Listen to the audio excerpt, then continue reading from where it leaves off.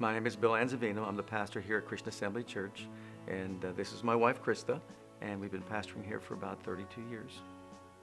Well, just before Andrew was born, of course, we had two older children, Carly and Dante, and we were very excited about having another one, and everything was looking fine as far as his development was concerned, and we're just very excited, anticipating another birth into our family. We expected this to be our last child, and so my mother-in-law was there with us in the birthing room. And when the baby was born, he was born blue. I looked at the doctor and I said, "Why is he so blue? My other babies weren't that color." And he kind of looked at me puzzled, and he was trying to be calm. However, I knew that by the looks on his face that it was something horrible. Basically stood there what seemed like an eternity, which is a couple of seconds. My mother-in-law tapped me on the shoulder and she said, "Bill, what's going to happen to Andrew?" And in that brief moment, what happened to me was, in my spirit, I heard these words: "Fear not, only believe." And that became really the foundation or the basis for our faith, because we knew that this is what God said. I knew that. I had to cling to it, because fighting the good fight of faith, you've got to have a foundation. And that was basically the start of it all. It was concluded that he needed to be life-flighted to Pittsburgh, and every second counted, because they didn't believe in his condition he could actually live much longer. I'm sure people were saying things to me that I just couldn't even comprehend. I couldn't cry, and I felt like I couldn't breathe. I felt like my chest was going to cave in. And I kept thinking, this cannot be happening. It was the worst feeling I've ever had in my life. He had what is called 22q11, partial DiGeorge syndrome, which has connected with it somewhere like over 180 health issues and concerns. One called tetralogy of Fallot, 4 conditions of the heart. The initial statement was he had no left pulmonary artery based on an echosonogram. And of course, they said you can't live without that.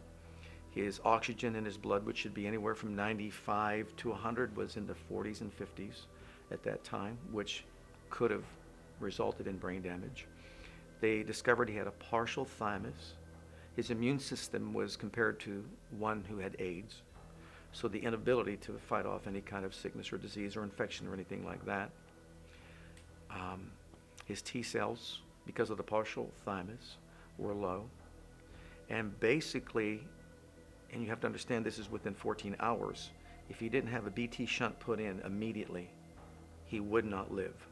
So we saw him going through this hallway, and we walked up to the incubator that they had him in. And of course, they were keeping him breathing. And I remember looking at him saying, "Andrew, you are going to live. I'm your mother, and you're going to listen to me, and you're going to live." And I remember them saying to me that he had maybe a less than 10% chance to make it through the surgery, but he would only have minutes if I didn't do the surgery. Cornerstone Television and I go back a long way. When I first came here at the church, I was on a show and did a show with Russ Bixler, I believe, at that time. We were very tied up in what we were going through, but people from our congregation called in and had Cornerstone Television, as well as others, praying for Andrew during that time of our challenge. And so he's had a series of miracles from his birth, with going through the catheterization, the shunt put in, the initial staph infection, which was here in his chest, and then the Broviac line infection, and then the chickenpox infection, and then the rotavirus infection, with no immune system, which really could be fatal. Any one of those could have been fatal. But God saw him through every one of those situations, as we continue to thank him for being his healer. When he was 6 years old, every day during the summer, we would take his car. He had this little battery-operated car that he would sit in and drive around the cemetery. And this one particular time, he came up to this route, and I was a few feet behind him, and he stopped his car, and he pointed over, and he said, "Look, there's Jesus." I thought, well, and I got up kind of close to him, and I said, "Well, what do you mean?" And he said, "See that statue there? There's Jesus." And I said, "Oh, how do you know that's Jesus? Did you see a picture of him in church or something?" And he said, "No, don't you remember when I was a baby, he came to me and he told me that he was going to make me big and that he would give me a whole heart." Well, then a few weeks later, he stopped me again around the same place and said, "When I went to heaven, Jesus was really nice and it smells really good up there. and it's really, really pretty. And Jesus is such a nice guy. He told me he was going to make me big, Mom. I promise he's going to make me big, and he's going to give me a whole heart. I mean, and every time I would just be so overwhelmed with what he was saying, because he never said anything like that before.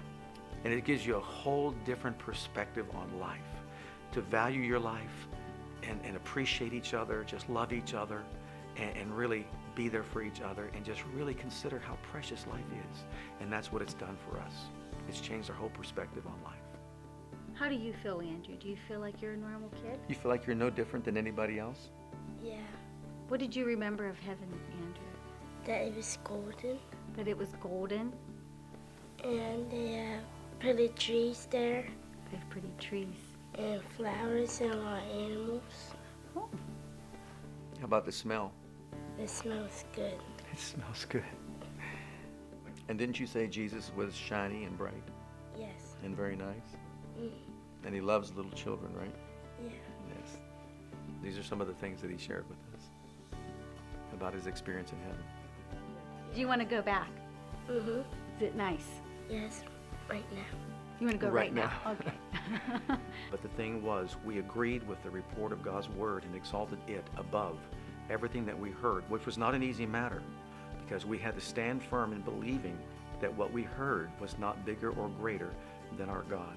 And so it was definitely the most difficult situation I've ever been in. Wouldn't want to go back and do it ever again, but I do say that we've learned a lot from it. We've really learned how to stand firm and fight the good fight of faith.